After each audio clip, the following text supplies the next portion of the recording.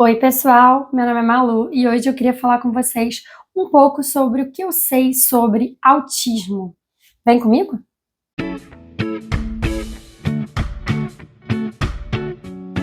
Oi, pessoal, meu nome é Malu, eu sou pedagoga, estudante de psicologia e aqui no canal a gente aborda temas como inteligência emocional, autoconhecimento e, claro, sobre educação. Se você já me conhece, que bom que você está de volta. Bom, além dessa minha graduação em pedagogia, eu também tenho pós-graduação em educação inclusiva, em psicopedagogia e também tenho alguns cursos da área de terapia ABA e de desenvolvimento na área do autismo, de inclusão, né, na escola. Então, hoje eu queria falar com vocês um pouco sobre o transtorno do espectro autista. O que significa o transtorno do espectro autista? Ele é um transtorno do neurodesenvolvimento e ele afeta principalmente a área social da pessoa, da criança. Então, são crianças que geralmente vão ter dificuldade de interagir com outras crianças, vão ter comportamentos muitas vezes considerados inadequados para chamar atenção, muitas vezes têm dificuldade de fala, porque elas têm, como tem essa dificuldade de interação, muitas delas não olham no olho, então isso é até um dos sintomas que é visto desde muito cedo para chamar atenção se precisa olhar ou não nesse olhar do diagnóstico, né, do laudo. Então é comum, por exemplo, um bebezinho autista, quando a mãe vai amamentar, não olhar no olho da mãe, não ter essa interação, né, na hora da amamentação. Não significa que todas que não estão olhando são autistas. Claro que não significa isso, mas é importante investigar. Essas crianças também, outros sintomas que tem, né, que é importante observar, é se ela alinha brinquedos, ao invés de brincar com o carrinho, ela vai alinhar os carrinhos, ela vai gostar dessa coisa da organização, de ter rotina. Quando sai da rotina, isso é uma coisa que geralmente desestabiliza uma criança com autismo. Ela pode ter também movimentos estereotipados, andar na ponta do pé, fazer o slapping, que é fazer isso aqui com a mãozinha quando estiver desregulado ou quando estiver muito feliz. O que mais? É comum também uma criança autista ter hiperfoco em determinados assuntos, em determinadas fases da vida, né? A maioria que eu trabalhei teve algum momento que teve hiperfoco em dinossauros, e aí sabia tudo sobre dinossauros, e aí sabia o nome, sabia a velocidade que corria, sabia o que comia, sabia um monte de coisa sobre dinossauros.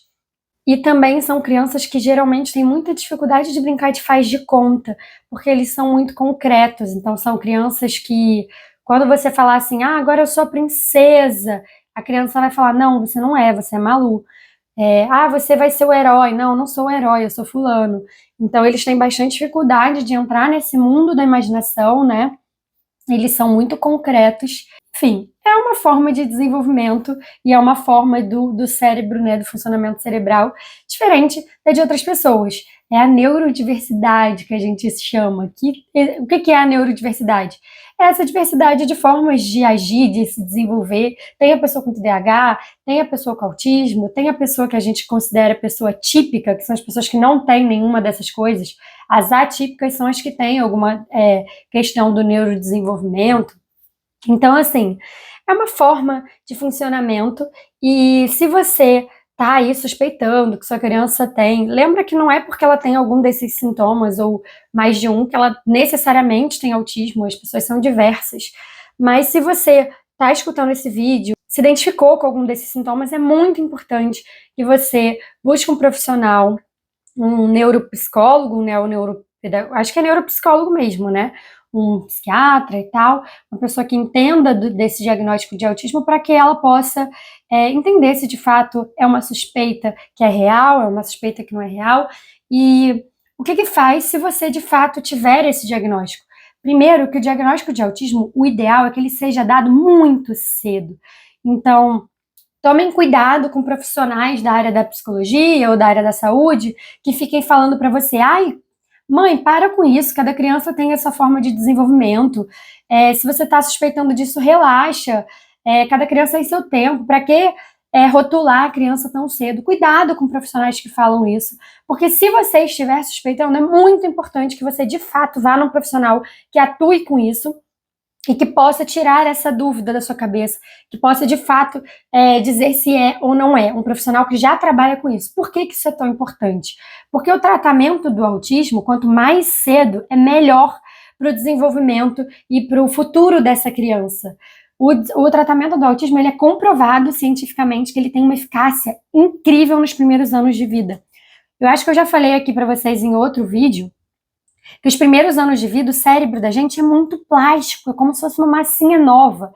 Então, os primeiros anos de vida, eles são essenciais para o desenvolvimento do ser humano. Na criança autista, isso não é diferente.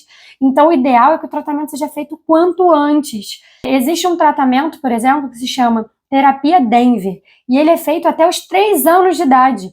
E essa fase é essencial e essa terapia é riquíssima para o tratamento dessas crianças. O autismo, ele está dentro de um espectro. Então, nem todas as crianças autistas vão ser iguais e vão ter todos esses sintomas que eu falei. Às vezes, a criança, ela é o nível mais leve de autismo. O que significa isso? É a criança que precisa de menos suporte, mas tem a que precisa de suporte médio e tem a que precisa de mais suporte. Uma criança que é diagnosticada com 1 ano, por exemplo, com um nível de suporte alto, ela consegue regredir para um nível de suporte baixo, se fizer esse tratamento adequado. É um tratamento intensivo, são muitas horas de tratamento por dia. É um tratamento que, infelizmente, não é barato. Dificilmente o plano de saúde cobre, mas é uma luta que deve ser realizada, né, na justiça, porque o certo é, sim, o plano de saúde cobrir esse tratamento. Infelizmente, né, ainda não, que eu saiba, né, não tem tratamento público gratuito para isso, e deveria ter. Vamos lutar para que hajam, né, políticas públicas para as famílias com crianças autistas, porque precisa. Não é só da terapia ABA. A terapia ABA e a Denver, elas são terapias cognitivo-comportamentais. A terapia Denver geralmente é até os 3 anos de idade, depois dos 3 anos vem a terapia ABA. Elas usam reforçadores e tal, são terapias muito ricas e que de fato demonstram muito resultado. Além desse tipo de terapia, como a criança autista ela tem um pouco de dificuldade de interação social, vai ter dificuldade muitas vezes na fala. Então é importante que essa criança seja atendida por uma equipe multidisciplinar. Então ela vai ser atendida por fono, ela vai ser atendida também por terapia ocupacional, ela vai ter terapia em grupo para aprender a socializar melhor. É importante que o pedagogo tenha um pedagogo também que saiba atuar dentro dessa área. Então é um tratamento bem amplo, bem diverso e que exige muito da família, tanto fisicamente, de levar essa criança para esses lugares, mentalmente, esgota, fisicamente, financeiramente também é muito caro. Então, eu espero que um dia esses tratamentos possam ser gratuitos. Infelizmente, que eu saiba, ainda não são, mas se você souber de tratamentos para autismo gratuitos ou a preço social, comenta aqui para dividir com outras mães, outras famílias. Acredito que isso seria super importante. Outras coisas que eu sei sobre autismo é que muitas vezes as pessoas estigmatizam. Eu acho que isso acontece porque não tem tanta conversa sobre autismo, né? Por exemplo, outra coisa que as crianças autistas têm dificuldade é com barulho, com hiperestimulação do cérebro, né? Muita gente numa sala, muito barulho, muita coisa acontecendo. Então é muito importante também que os locais tenham espaços adequados para pessoas autistas poderem se regular, que seja mais silencioso, que a pessoa possa ir lá, ficar um pouco mais tranquila, reclusa, para depois voltar de uma forma melhor, mais calma, e entender bem assim sobre essas neurodiversidades e não ficar com medo de ter um diagnóstico. É super importante para a gente falar mais sobre isso e para que isso pare de ser um tabu, para que a gente possa entender que é isso, o mundo é diverso, né? Tem pessoas diversas e cada um age de um jeito, e a gente, para de fato ser uma sociedade inclusiva, a gente tem que entender essas coisas para saber lidar de uma forma cada vez melhor.